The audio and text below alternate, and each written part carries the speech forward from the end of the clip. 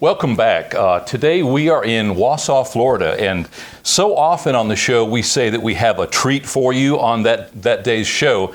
Today couldn't be more true. We're here right now with Dalton Carter, founder of the Wausau Possum Festival, all the way back in 1970. This year, just getting ready to celebrate the 44th annual occurrence of that event. Very large year. The governor of Florida, Rick Scott, has made a commitment to be here for a good portion of that day. And we're going to be talking today to Dalton about the history of the event, the economic impact to the entire area of that festival over the years, and maybe get some of his anecdotal stories, talk a little bit about the myths, perhaps all you ever wanted to know about the Wausau Possum Festival. When we return, we're going to do exactly that. We're going to have some fun with Dalton Carter, founder of the Wausau Possum Festival. We'll be right back with more from Real Florida Magazine.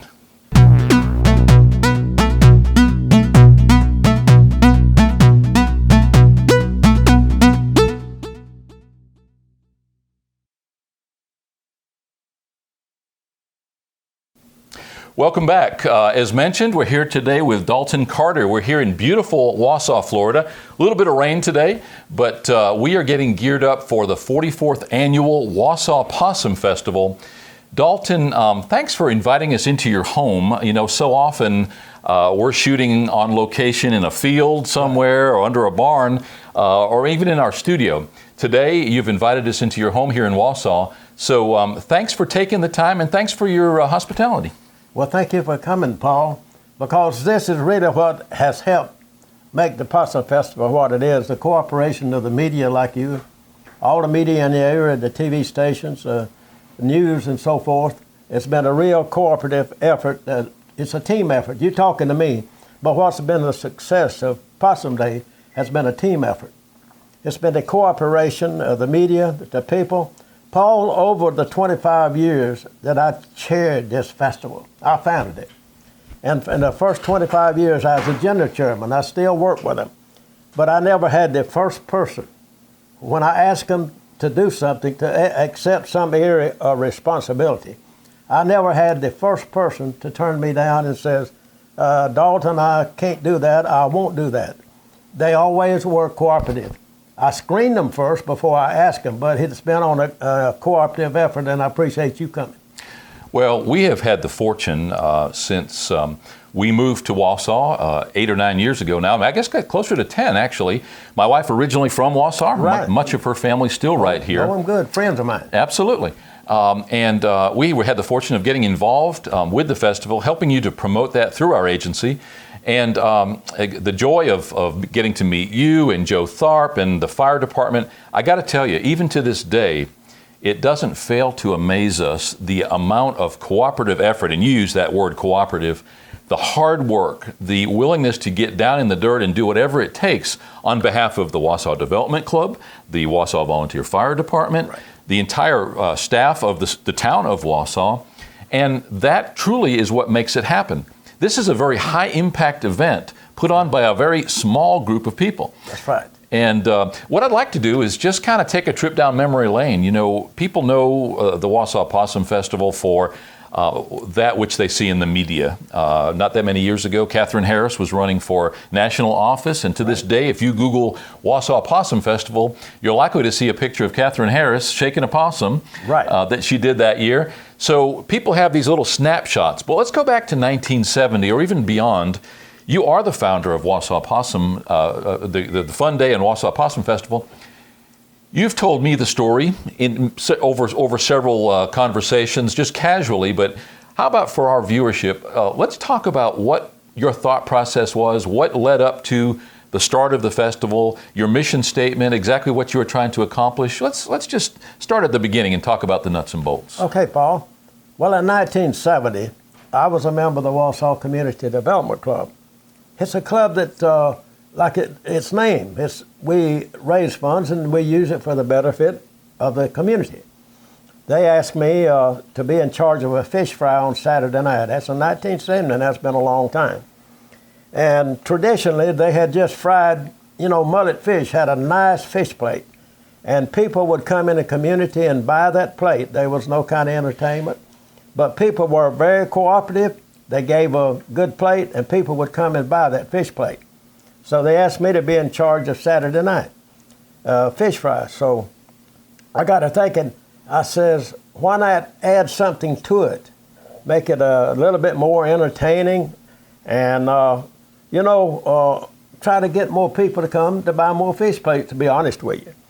So what I did, these things began to roll in my mind, and I got to thinking about having some entertainment. We had some local talent, gospel groups. I primarily booked gospel groups during the time that I was chairman of the festival.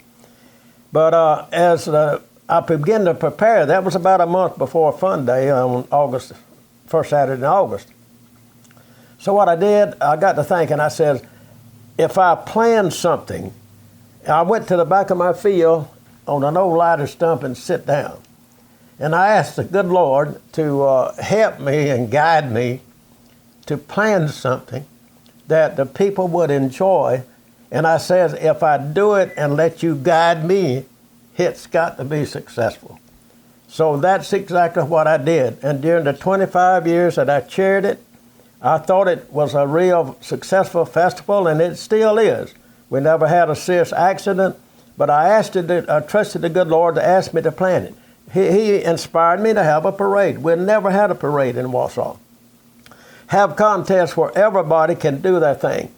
Everybody wants to do their thing. Well, here at Wausau, we got kids where they call a hog, crow like a rooster, low like a cow. Didn't catch a gopher at that time, so now you can't do that. Have a gopher race, have a bullfrog race.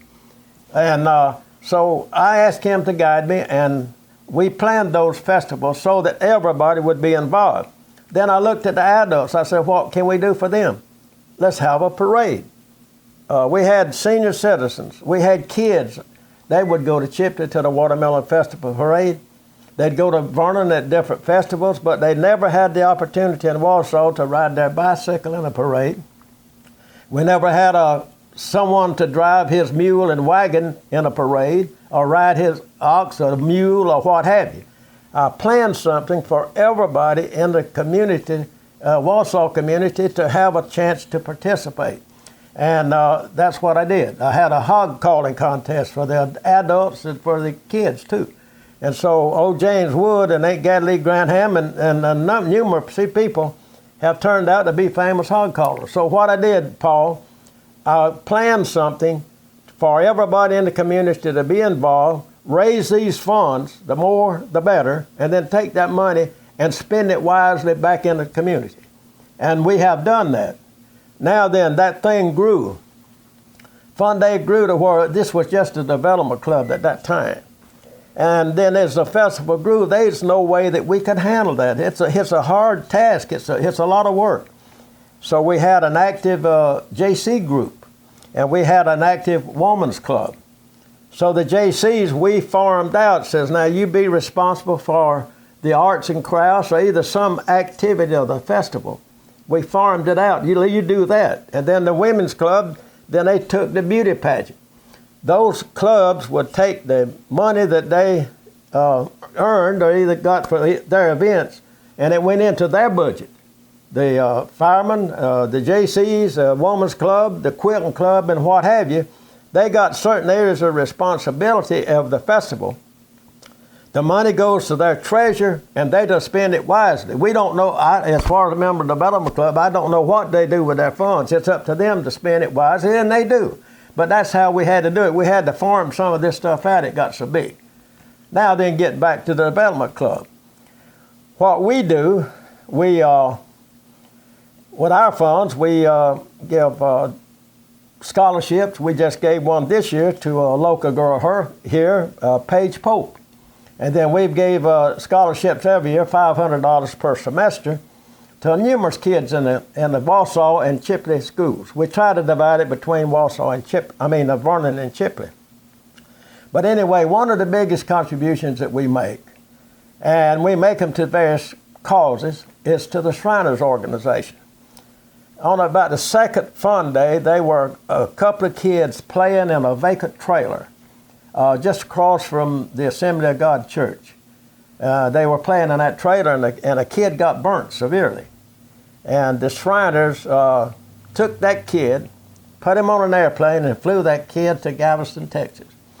And from that day on, we have took the Shriners and kind of put them under our arm and made our contributions because we saw what they could do. In fact, I got a shirt hanging over here.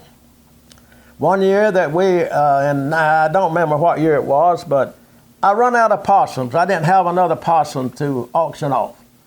So I says, I just take the shirt off of my back. It's got a possum insignia on the back. So I take my shirt off and I'll auction my shirt and give the proceeds to the Shriners organization. So I took my shirt off, and Buddy Neal, a local auctioneer, the late Buddy Neal, he come down here and he would auction those possums off. Buddy began to auction that shirt and told them what the funds were going to go for. And I told him, I said, Buddy, whatever this shirt brings, the development club will match it, and we will give it to the Shriners organizations. The development club will match that fund.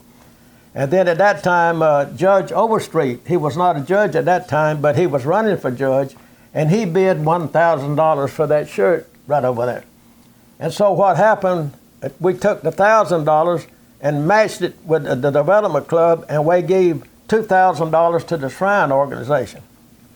Now what we do, we earmark our funds that we donate to the Shriners organization to the transportation fund.